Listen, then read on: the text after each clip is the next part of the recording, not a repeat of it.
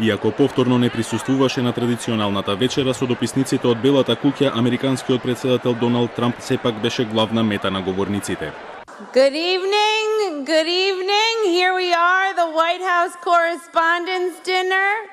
Like a porn star says when she's about to have sex with a Trump, let's get this over with.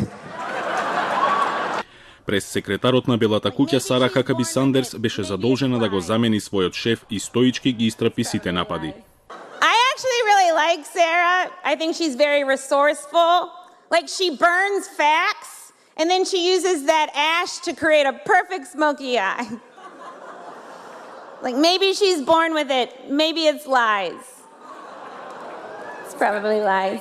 Исто како и минатата година, Трамп избра попријателска средина за да ја избегне вечерата. Претежно републикански настроеното градче Вашингтон во Мичиген беше овогодинешната дестинација на Трамп.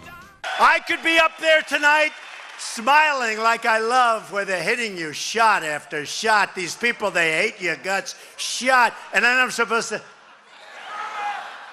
За време на мандатите на претходните председатели, вечерата на дописниците од Белата куќа беше популарен настан меѓу американските звезди, спортски, филмски и телевизиски.